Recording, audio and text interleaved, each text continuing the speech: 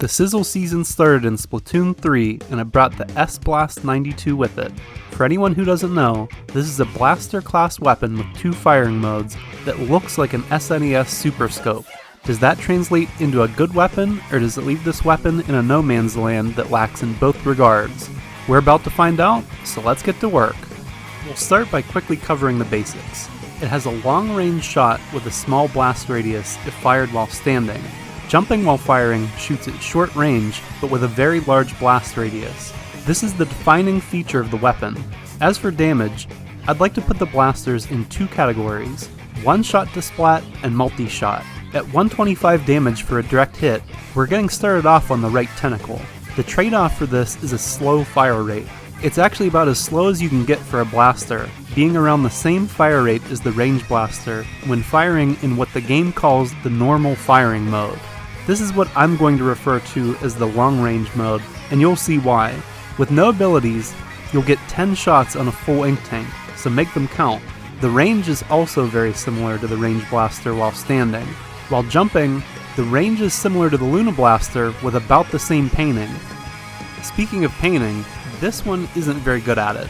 The long range mode has less range and a slower fire rate than the Rapid Blaster. With the jump shot, it has about the same range as the Luna Blaster, but with a slower fire rate, so no matter how you slice it, the paint is going to be weak with this weapon. We're already starting to see some flaws, but let's get into the positives first. Anyone who plays a blaster can do reasonably well with this weapon as soon as you jump into your first match. Even if you're only used to long-range or short-range blasters, there's something familiar to you. Unlike some of the other blasters, someone getting close isn't as much of a problem since it does have a massive close-range blast radius. So if you're fighting someone at long range and get an indirect hit, you'll need to be brave to get any closer to you. On the other hand, if you're fighting at close range and they try to run, this weapon isn't limited in the same way as the Luna Blaster or Clash Blaster. You do have a brief window to pick them off or chase them down. The range isn't amazing, but it's at least enough to hit a target at a distance before they have a chance to return fire. So the options available when using this weapon make it fun to use, but is that enough to make it good? There's a lot I do like about it, but I feel like there's more I don't like. For starters, there's a dead zone in the shot pattern. Between the long range and short range mode, there's an area where a player won't get hit by either mode's blast. This is a problem for this blaster, since it means you'll have to hit with a direct shot while standing if a player gets in this zone. So when you're getting into a fight, don't be indecisive. Either back off and keep them at a distance, or be aggressive and go for the close range shot. Moving on to another flaw, the close range mode requires you to jump. This comes with two problems.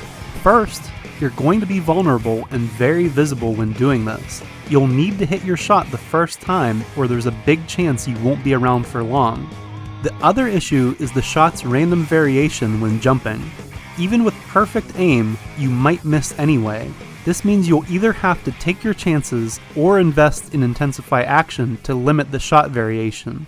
It's not as if this weapon is unique in that regard, but the problem is that you have to jump to shoot an enemy at close range. Something like the Luna Blaster can't hit a faraway target, but it can have perfect accuracy when it wants it. Going back to the long range mode, the blast radius is small, and I mean tiny. There is no other blaster with anywhere near the same blast radius. The trade-off is that you only need to hit one shot, unlike the Rapid Blaster or Rapid Pro. But long-range targets are also the hardest to hit since you'll be firing one shot per second at a moving target most of the time. Shooting at someone around the corner or over a ledge almost requires you to be shooting in the close range mode, since you won't be able to just guess their location to deal chip damage. The S-Blast definitely has a double-edged sword phenomenon. The two firing modes are the greatest advantage and the greatest weakness. But that's the perfect segue into what you should and shouldn't do with this weapon. Having two modes means you really do need to master both. Earlier, I said that almost anyone familiar with any blaster can quickly understand this weapon. And I do think that's true, but the devil is in the details. Remember that dead zone I mentioned earlier? That's something that really needs to be accounted for. Try to memorize where it is so you don't let someone stay at the most difficult to hit spot. Something else to keep in mind is that you're going to have to be changing roles on the fly. It's a blaster, which means you need to be getting splats or at least keeping pressure on the enemy to keep them distracted for your teammates. When you need to, you can rush in and be a slayer with the close range mode, but as I said earlier, you'll need eyes in the back of your head. Continually jumping will be painting a target on your back. On the other hand, if you deal with any nearby threats, you can immediately go back to holding the enemies at bay with your long range mode. Definitely don't get overconfident, but have a plan and don't waver with this weapon. As for the kit overall, it definitely leaves a lot to be desired. The sprinkler takes a lot of ink for limited use. The S-Blast does need it to get extra paint, but this could have been accomplished with almost any sub-weapon. But there's no use in complaining because what you see is what you get. So try to use the sprinkler to scout areas where you think someone could be hiding, or to cover a path that the enemies will use to get to the objective. This lets you stay at least a little more hidden, so you can move into an advantageous position when you do find someone.